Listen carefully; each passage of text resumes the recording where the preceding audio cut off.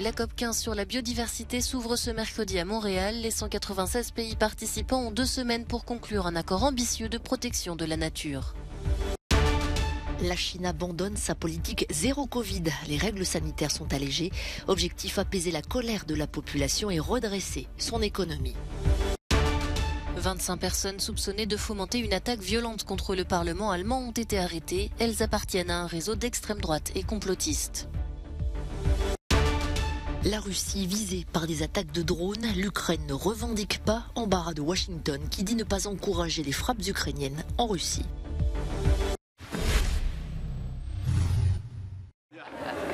Alors que s'ouvre ce mercredi à Montréal la COP15 sur la biodiversité, le président des Nations Unies, Antonio Guterres, a rencontré hier des jeunes activistes du climat venus du monde entier.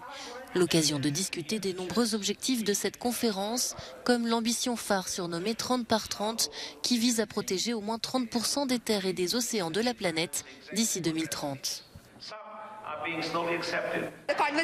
Il a soulevé des points intéressants durant la conversation, mais cela nous a montré aussi qu'il y a une certaine déconnexion entre la façon dont les jeunes pensent et certains des objectifs clés comme le 30 par 30 ou les solutions basées sur la nature, qui sont des choses sur lesquelles les jeunes ont des points de vue différents. Hier, on a eu Valérie Plante, on a eu le ministre aussi de la Culture et aujourd'hui, c'est le ministre de l'Environnement, c'est le secrétaire général. Donc pour moi en tant que jeune, ça montre la motivation des décideurs politiques. Les négociations s'annoncent difficiles pour les 196 États participant à cette conférence et la société civile compte bien se faire entendre. Lors de son discours d'ouverture, le Premier ministre canadien Justin Trudeau a été interrompu par des militants des peuples autochtones qui réclamaient la fin de l'invasion de leurs terres pour sauver la nature.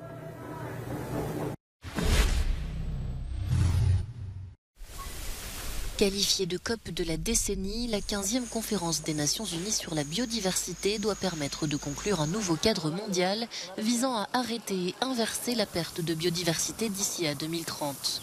Un objectif plus qu'urgent alors que la planète est à l'aube de la 6e extinction de masse. Selon le dernier rapport du Fonds mondial pour la nature, les populations d'animaux sauvages se sont effondrées de 69% depuis 1970. Ce déclin sans précédent est le résultat direct de l'activité humaine effrénée depuis la révolution industrielle. De nombreux autres voyants sont au rouge. 150 millions de tonnes de plastique ont ainsi été déversées dans les océans et 437 millions d'hectares de forêt ont été perdus en 20 ans. Il y a l'impératif de conserver les habitats naturels. L'objectif est de protéger 30% des terres, des eaux douces et des océans et de restaurer les écosystèmes mondiaux d'ici 2030. Maintenant, ce n'est plus que dans 8 ans. C'est un objectif ambitieux.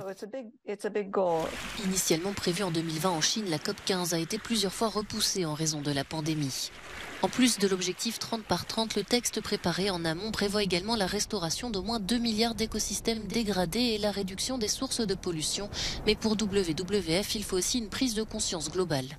On n'imagine pas qu'en réduisant ces déchets alimentaires, on peut sauver un éléphant en Afrique. Est-ce que nous achetons trop? Jetons-nous trop de nourriture? Certains éléments indiquent que nous pourrions réduire de moitié nos déchets alimentaires. Alors comment cela pourrait-il sauver un éléphant en Afrique? Eh bien, cela signifie que nous n'avons pas besoin de déboiser un autre hectare de terre pour produire de l'huile de palme. De nombreux objectifs doivent encore être débattus par les délégations pour espérer arriver à un texte à la hauteur des enjeux le 19 décembre. En Chine, les manifestations inédites contre la politique zéro Covid semblent avoir porté leurs fruits. Pékin annonce ce mercredi un assouplissement des règles sanitaires en vigueur depuis bientôt 3 ans.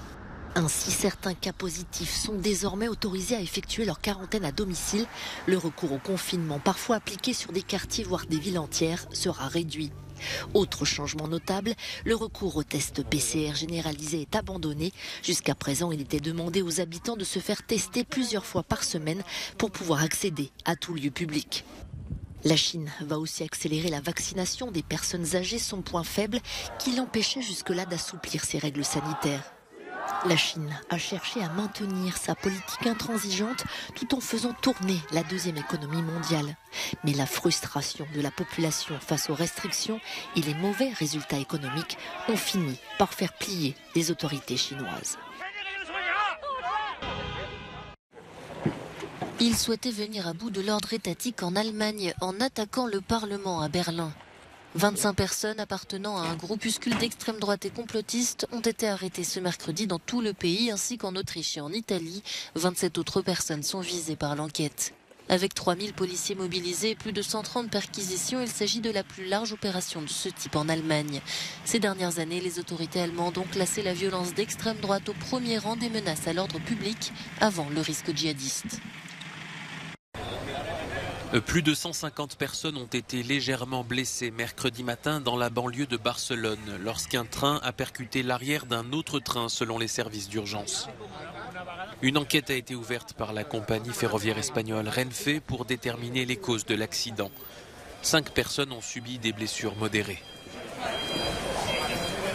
Il y avait des gens avec du sang sur eux parce qu'ils avaient subi des coupures. Il y avait aussi plusieurs entorses, explique cette femme.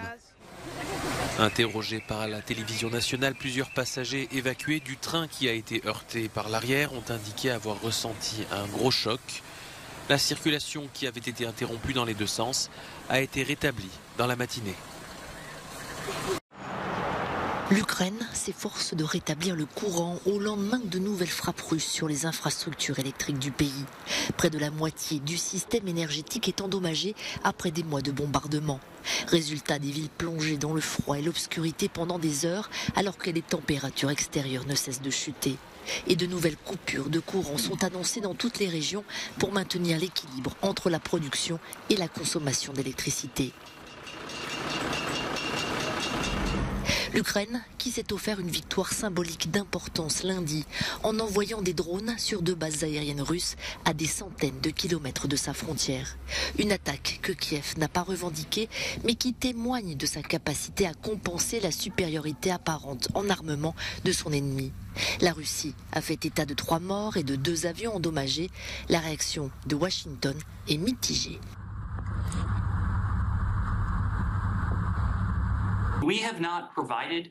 Nous n'avons pas fourni à l'Ukraine des armes pour qu'elle les utilise à l'intérieur de la Russie. Nous avons été très clairs sur le fait qu'il s'agit de fournitures défensives. Le président l'a dit très clairement il y a quelque temps, nous ne permettons pas à l'Ukraine de frapper au-delà de ses frontières.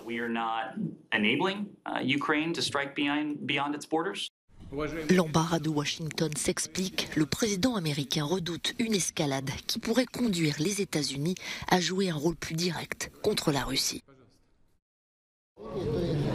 6 ans de prison et une inéligibilité à vie pour administration frauduleuse.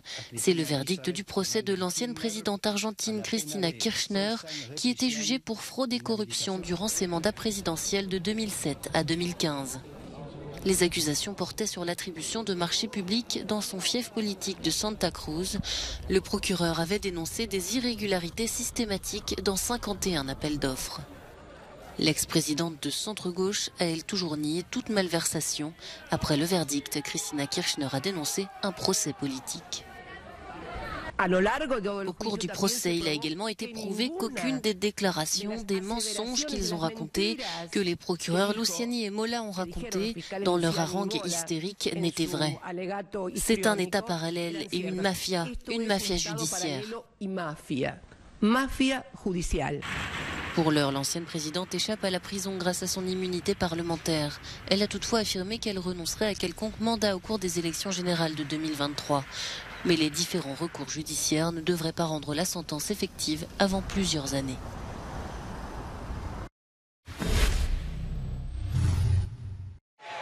En Géorgie, c'est finalement le sénateur sortant démocrate Raphaël Warnock qui a battu mardi son adversaire républicain soutenu par Donald Trump. Les élections de mi-mandat n'avaient pas permis de départager les 2 candidats. De justesse, cette victoire assure désormais aux démocrates une majorité absolue au Sénat. Concrètement, cela signifie que la plupart des lois auront encore besoin du soutien des républicains, mais Joe Biden pourra plus facilement nommer des juges et des membres de son administration. L'entreprise immobilière de Donald Trump a été reconnue coupable de fraude fiscale à la suite d'un stratagème mis en place par des cadres supérieurs pour éviter de payer des impôts. En guise de sanction, la Trump Organization pourrait se voir infliger une amende allant jusqu'à 1,6 million de dollars. Ni Donald Trump, ni les membres de sa famille n'ont été jugés personnellement. Seul le directeur financier de la compagnie, Allen Weisselberg, a plaidé coupable. Il a témoigné au procès en échange de la promesse d'une peine de 5 mois de prison.